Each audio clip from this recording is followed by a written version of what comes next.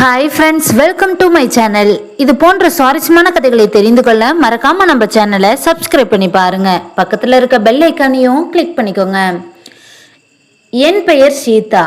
ஒரு நடுத்தர குடும்பத்து மருமகளாக அலுவலகம் மற்றும் வீட்டு வேலைகளுக்கு இடையே என் வாழ்க்கை ஓடிக்கொண்டிருந்தது. என் கணவர் எப்போதும் தன் நண்பர்களுடனும் மது பழக்கத்துடனும் காலத்தை கழிப்பவர். ஒரு நாள் என் மாமியார் திடீரென்று என்னை தொடர்பு கொண்டார்.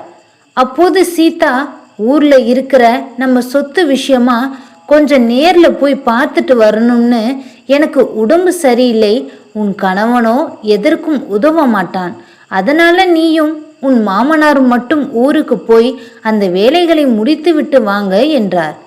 எனக்கும் ஒரு மாற்றம் தேவைப்பட்டதால் சரி என்று ஒப்புக்கொண்டேன். ஆனால் அந்த பயணம் என் வாழ்க்கையில் ஒரு பெரிய மாற்றத்தை ஏற்படுத்தும் என்று நான் அப்போது நினைக்கவில்லை. திங்கட்கிழமை மதியம் நானும் என் மாமனாரும் கிராமத்தில் உள்ள எங்கள் பங்களாவிற்கு சென்றோம். அது ஒரு மலை பிரதேசத்தில் இருந்த அழகான வீடு. அன்று இரவு பலத்த மழை பெய்து கொண்டிருந்தது. பக்கத்து வீட்டில் இருந்த உறவினர்கள் எங்களை உணவிற்கு அழைத்தார்கள். அங்கே பெரிய அத்தையுடன் சிறிய நேரம் பேசிக்கொண்டிருந்தார்கள். மாமனார் முதலிலே கிளம்பி வீட்டிற்கு சென்று விட்டார். நான் சற்று தாமதமாக அத்தை கொடுத்த ஒரு சிறிய குடையை பிடித்து கொண்டு கிளம்பினேன். ஆனால் காற்று பலமாக வீசியதால் அந்த குடை என்னை நனையாமல் காப்பாற்றவில்லை. நானும் வீட்டிற்குள் நுழையும் பொழுது உச்சி முதல் பாதம் வரை முழுமையாக நனைந்திருந்தேன். ஈரமான சேலை என் உடலில் ஒட்டி இருக்க தலைமுடி கலைந்து தோள்களில் சரிந்து கிடந்தது. மின்சாரம் இல்லாததால் வீடு மெழுகுபர்த்தி வெளிச்சத்தில் மங்களாக காட்சியளித்தது. அப்போது என் மாமனார் ஹாலில் அமர்ந்திருந்தார். நான் என் சேலையை சரி செய்து கொண்டு, மாமா, ஜன்னல் கதவெல்லாம் மூடிவிடுங்க, இல்லைன்னா தண்ணி எல்லாம் உள்ளுக்கு வந்துவிடும், அதிகமாக மழை பெய்யுது என்று கூறினார். அவர் என்னை பார்த்த பார்வை ஒரு விதமாக இருந்தது.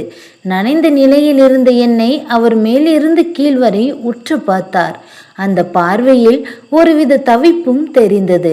நான் அதை ஒரு பொருட்டாக மதிக்காமல், மாமா, மெழுகுபத்தியை எடுத்து மேலே வாங்க, நான் ட்ரெஸ் மாற்றணும் என்று கூறிவிட்டு மேலே சென்றேன்.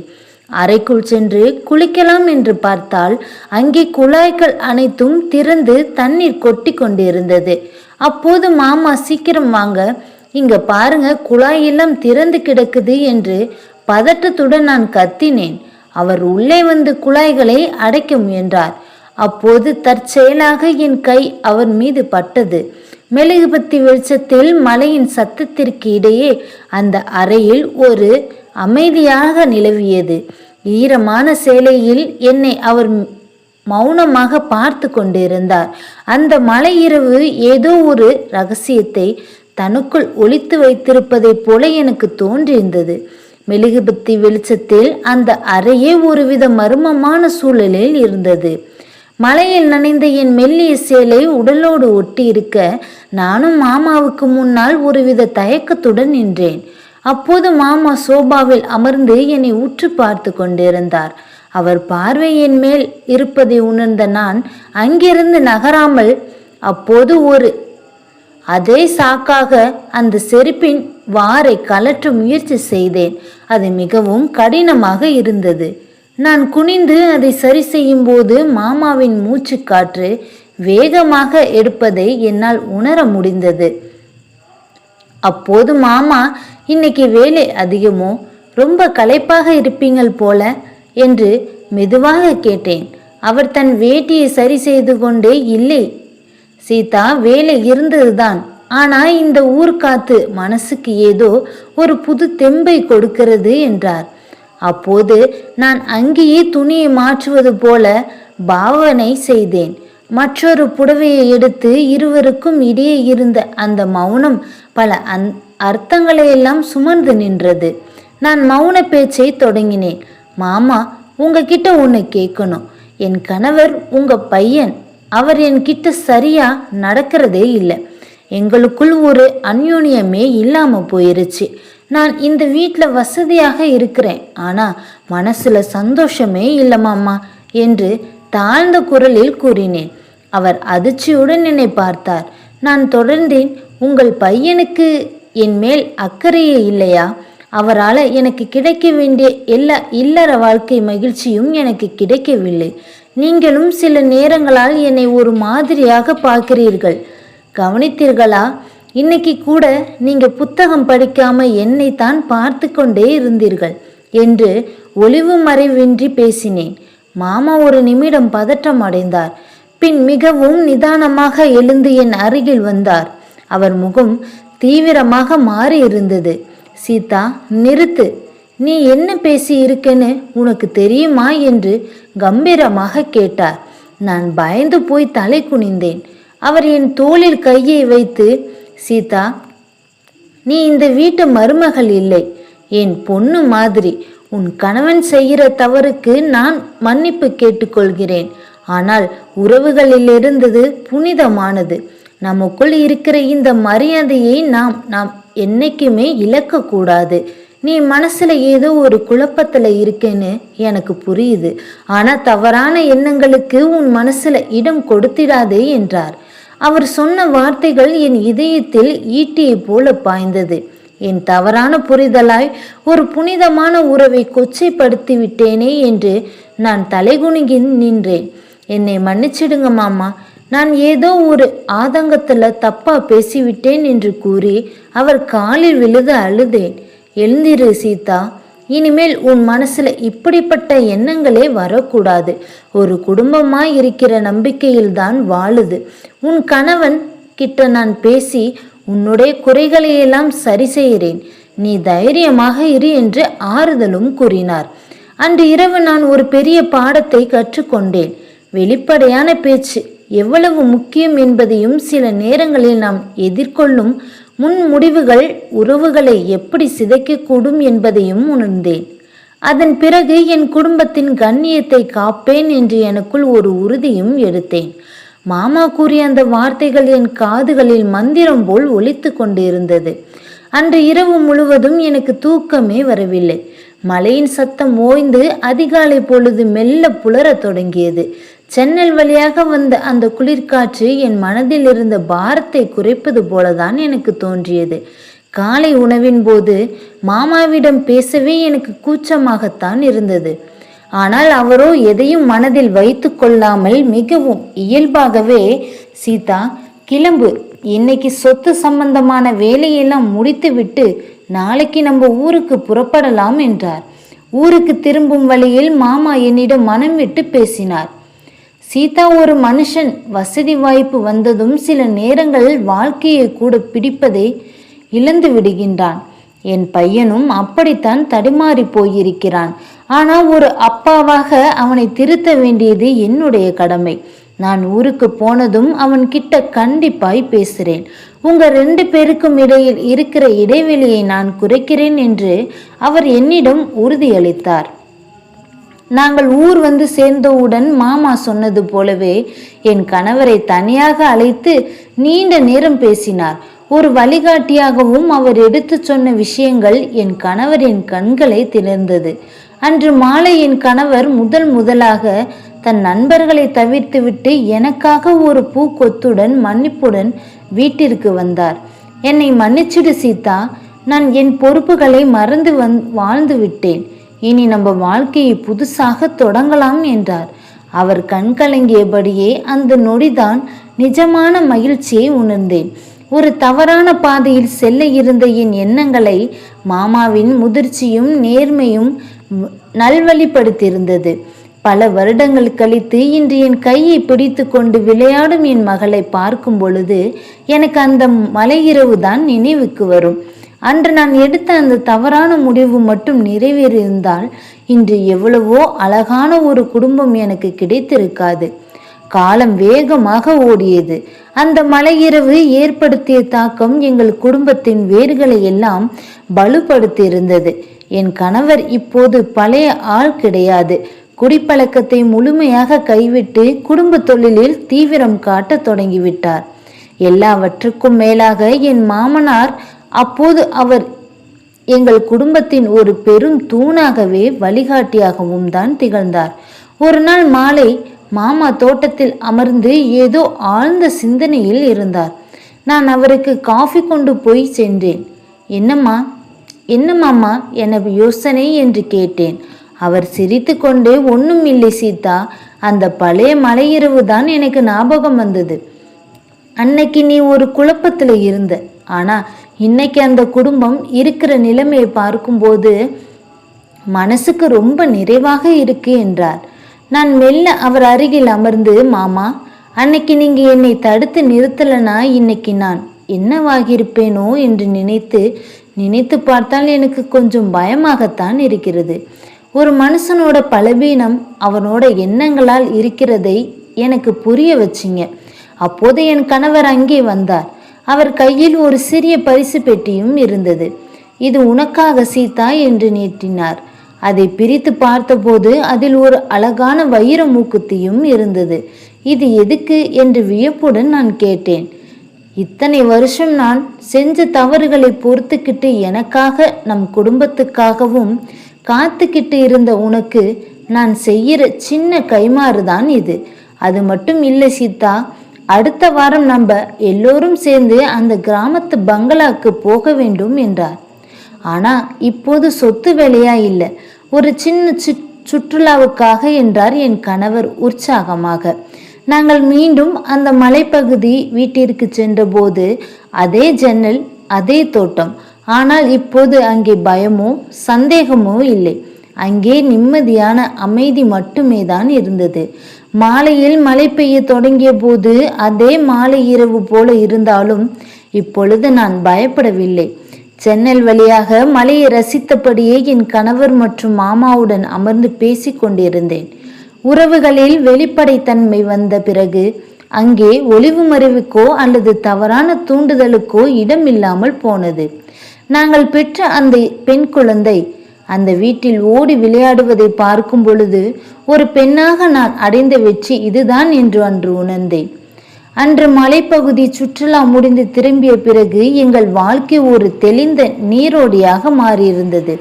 இப்பொழுது என் மகள் நிலாவிற்கு 5 வயது. அவள் என் வீட்டில் விளையாடி கொண்டிருந்தாள். ஒரு நாள் நிலா தன்னிடம் இருந்த அந்த ஒரு பொம்மை உடைந்து விட்டது என்று அழுது கொண்டிருந்தாள். அதை பார்த்த என் கணவர் அவளை கண்டிக்க முயன்றார். அப்போது மாமா குறுக்கிட்டு நிலாவை தூக்கி கொண்டார். நிலா குட்டி, எதையும் உடைக்கிறது ரொம்ப சுலபம், ஆனா அதை சரி பண்ணி திரும்பவும் பழைய நிலைமைக்கு கொண்டு வருவதுதான் சாமர்த்தியம் என்று. ஒரு மனுஷங்களோட மனசும் அப்படித்தான். சின்ன கோபத்துல நம்ம ஒருத்தர் மனசை உடைச்சிருக்கலாம், ஆனா அதை அன்பால ஒட்ட வைக்க தெரிஞ்சிருக்கணும் என்று அவளுக்கு புரியும்படி சொன்னார். அவர் நிலாவுக்கு சொன்ன அந்த பாடம் உண்மையில் எனக்கும் என் கணவருக்கும் அவர் சொல்லாமல் சொன்ன பாடம் என்பதை நாங்கள் உணர்ந்தோம். மாமாவுக்கு இப்பொழுது வயது முதிர்வின் காரணமாக உடல்நிலை சற்று மெலிந்து அடைந்தது. ஒரு இரவு அவர் என்னை அழைத்து தனியாக பேசினார். சீதா, உன்கிட்ட ஒன்று சொல்லணும். அன்னைக்கு அந்த மலை இரவிலில் நீ ஒரு குழப்பத்தில் என்கிட்ட வந்தபோது ஒரு நிமிஷம் எனக்கு பதட்டமாகத்தான் இருந்தது. இன்னைக்கு என் பேர குழந்தையோட சிரிப்புக்கு காரணம் அதுவும் தான். நீ அந்த வீட்டின் விளக்கு, எக்காரணத்தும் கொண்டும் அந்த விளக்கை அணைத்து விடாதே என்று தழுதழுத்த குரலில் சொன்னார். நான் அவர் கையை பற்றி கொண்டு, மாமா, நீங்க தான் அந்த விளக்குக்கு அரணாக இருந்தீங்கள். நீங்க கொடுத்த அந்த கௌரவமான வாழ்க்கை தான் என்னை ஒரு முழுமையான பெண்ணாக மாத்துனுச்சு என்றார். சில மாதங்களுக்கு பிறகு மாமாவும் இயற்கை எய்ந்து விட்டார்.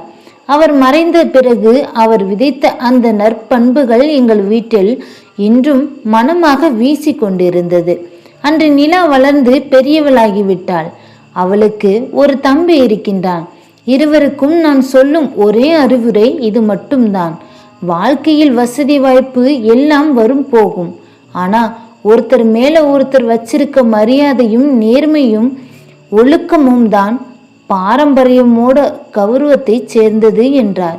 எங்கள் வீட்டின் வரவேற்பறையில் மாமாவின் புகைப்படமும் இன்று புன்னகைத்து கொண்டிருந்தது. அந்த புகைப்படத்தை பார்க்கும் போதெல்லாம் எனக்கு அந்த மலை இரவு தான் ஞாபகம் வரும். அது ஒரு தவறான முடிவின் தொடக்கம் அல்ல, ஒரு உன்னதமான குடும்பத்தின் மறுபிறப்பு. மாமாவின் மறைவிற்கு பிறகு சில ஆண்டுகள் உருண்டோடினர். இப்பொழுது என் மகள் நிலா ஒரு கல்லூரியில் பேராசிரியராக பணிபுரிகின்றாள். ஒரு நாள் மாலை அவள் தன் கல்லூரி மாணவர்களுடன் கலைந்துரை உரையாடலை முடித்துவிட்டு வீட்டிற்கு திரும்பினாள். அவள் முகம் ஏதோ ஒரு சிந்தனையில் வாடி போயிருந்தது. என்ன நிலா, ஏன் ஒரு மாதிரியாக இருக்கிறாய் என்று கேட்டேன்.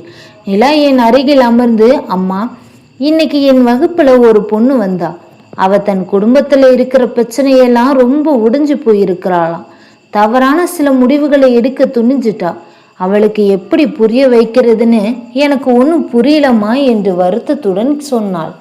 நான் மெல்ல அவளை அருகில் அமர வைத்து, பல வருடங்களுக்கு முன்பு அந்த மலையிரவில் நடந்த அந்த சம்பவத்தை அப்போது நான் அவளிடம் சொன்னேன். நிலா, வாழ்க்கையில சில நேரங்கள்ல உணர்ச்சிகள் நம்ம அறிவை மறைச்சிடும். இருட்டான பாதையில் போறதுக்கு யாருக்குமே தெரியாது. ஆனா வெளிச்சமான பாதையை தேர்ந்தெடுக்க ஒரு வழிகாட்டி வேணும். அன்னைக்கு உங்க தாத்தா மட்டும் இல்லைன்னா இன்னைக்கு அந்த அழகான வாழ்க்கை நம்ம கிட்ட இருந்திருக்காது என்றேன். மறுநாள் நிலா தன் மாணவியிடம் அந்த தெளிவை பகிர்ந்து கொண்டாள். சில நாட்களுக்கு பிறகு அந்த மாணவி எங்கள் வீட்டிற்கு வந்து எனக்கு நன்றியும் சொன்னாள். அப்பொழுதுதான் எனக்கு ஒன்று புரிந்தது. என் மாமனார் விதைத்த அந்த நேர்மை என்னும் விதை இப்பொழுது ஒரு ஆழமளமாக வளர்ந்து விழுதுகளாக விழத் தொடங்கிவிட்டது. என் கணவரும் நானும் இப்பொழுது வயதான காலத்திலேயே இருக்கின்றோம். ஆனால் எங்களுக்குள் இருந்த அந்த பழைய கசப்புகள் நீங்கி ஒருவரை ஒருவர் ஆழமாக புரிந்து கொண்ட தோழமை இப்போது நிறைந்திருக்கிறது. அன்று இரவு மழை பெய்து கொண்டிருந்த போது அதே ஜன்னலோரம் என் கணவருடன் அமர்ந்து தேநீர் அறிந்து கொண்டிருந்தேன். அப்போது சீதா, அன்னைக்கு அந்த கிராமத்து பங்களாவில் மலையில நனைஞ்சு நீ வந்த உன் மனசுல இருந்த பாரம் எனக்கு இன்னைக்கு தான் தெரிய வந்தது. ஆனா இன்னைக்கு இந்த மலையை பார்க்கும் பொழுது அது நம்ம குடும்பத்தோட பழைய கரைகளை எல்லாம் கழுவி தொடச்சிட்டு போயிருச்சு. அப்போது என் கணவர் என் கைகளை பற்றி கொண்டு சொன்னார். நான் சிரித்தேன். மலையின் ஒவ்வொரு துளியும் ஒரு பாடத்தை சொல்லிக் கொடுப்பதை போல எனக்கு தோன்றியிருந்தது.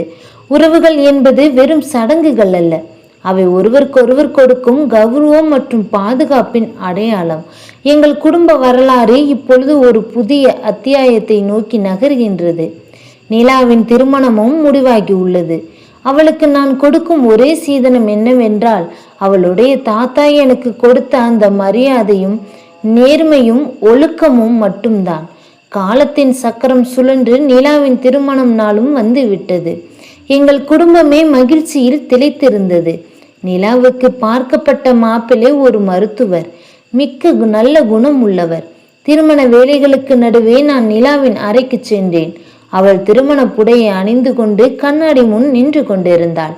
அவளை பார்த்த பொழுது எனக்கு அப்படியே என் இளமை காலம் நினைவுக்கு வந்தது. நான் மெல்ல அவள் அருகில் சென்று என் மாமனார் எனக்கு பரிசளித்த அந்த பழைய வைர மூக்குத்தியை அவளுக்கு நான் அணிவித்தேன். அம்மா, இது தாத்தா உங்களுக்கு கொடுத்தது இல்லையா?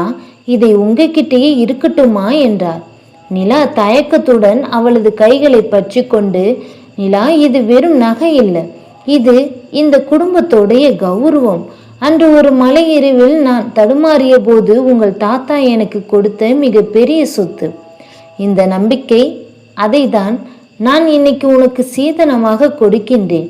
நீ புகுந்த வீட்டிற்கு சென்றாலும் அங்கே இருக்கும் உறவுகளை மதிப்போடும் நேர்மையுடனும் ஒழுக்கத்தோடனும் வழிநடத்த இது உனக்கு துணையாக இருக்கும் என்றேன்.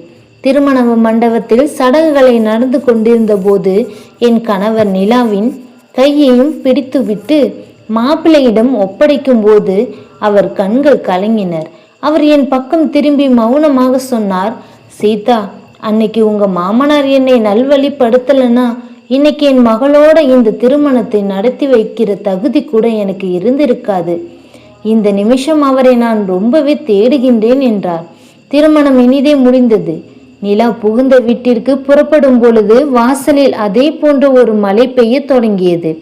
ஆனால் அதை பயமுறுத்தும் மழை அல்ல, ஆசீர்வாதம் தரும் மழையாக எங்களுக்கு தெரிந்தது. நிலா காரில் ஏறுவதற்கு முன் ஓடி வந்து என்னை கட்டி அணைத்து கொண்டாள். எப்பொழுதும் இருக்கும் ஒரு பெண்ணால் ஒரு குடும்பத்தை உருவாக்கவும் முடியும், சிதைக்கவும் முடியும். நான் நம்ம குடும்பத்தோட வேரை எப்போதும் காப்பாற்றுவேன் என்று ரகசியமாக அவள் என்னிடம் சொல்லிவிட்டு அவள் புறப்பட்டு விட்டாள். ஒரு அழகான வானவில் எனக்கும் தோன்றியது.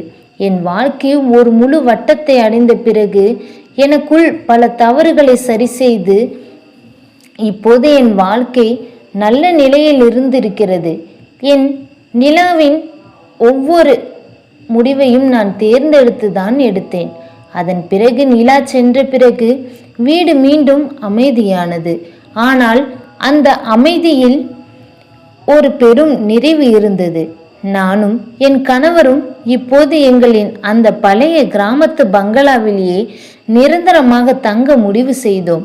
அங்குள்ள ஒவ்வொரு கல்லும் ஜன்னலும் எங்களுக்கு ஒரு கதையை சொல்லிக் கொடுத்தது. அதன் பிறகு ஒரு மாலை வேளையில் நான் தோட்டத்தை சுத்தம் செய்து கொண்டிருந்த பொழுது என் மாமனார் பயன்படுத்திய அந்த பழைய அலமாரியை திறந்து பார்த்தபோது அதில் ஒரு சிறிய டைரியும் இருந்தது. அது மாமனார் அவர்கள் எழுதியது. நடுக்கத்துடன் அந்த பக்கங்களை புரட்டினேன். ஒரு குறிப்பிட்ட பக்கத்தில் அந்த மலை இரவை பற்றி அவர் எழுதியிருந்தார். இன்று சீதா மலையில் நனைந்து வந்தபோது அவள் கண்களில் ஒரு பெரிய போராட்டத்தை நான் பார்த்தேன். என் மகன் செய்த தவறுகள் அவளை எந்த அளவுக்கு காயப்படுத்தியிருக்கும் என்பதை என்னால் உணர முடிந்தது. ஒரு நிமிடம் நானும் ஒரு மனிதனாக தடுமாறினேன். ஆனால் ஒரு குடும்பத்தின் தலைவனாக நான் அந்த புனிதத்தை மீறினால் இந்த பாரம்பரியத்திற்கே அது அழுக்காகிவிடும். சீதாவை நான் மகளாக பார்த்த அந்த நொடிதான் என் மகனையும் என்னால் திருத்த முடிந்தது. ஒரு பெண்ணின் கௌரவம் என்பது அந்த வீட்டின் கௌரவம். அதை படித்தபோது என் கண்கள் தானாக குளம் போல் இருந்தது. அவர் என்னை வெறும் மருமகளாக மட்டும் பார்க்கவில்லை, அந்த குடும்பத்தின் கௌரவத்தை காக்கும் ஒரு தெய்வமாகத்தான் என்னை பார்த்திருக்கிறார். அப்பொழுது வாசலில் ஒரு கார் வந்து நின்றபோது நிலாவும் அவர் கணவரும் வந்திருந்தார்கள். நிலாவின் முகம் மிகுந்த பிரகாசத்துடன் இருந்தது. அம்மா, ஒரு நல்ல செய்தி. நான் இப்பொழுது ஒரு முக்கியமான ஆராய்ச்சி திட்டத்துக்கு தலைவராக தேர்ந்தெடுக்கப்பட்டிருக்கின்றேன்.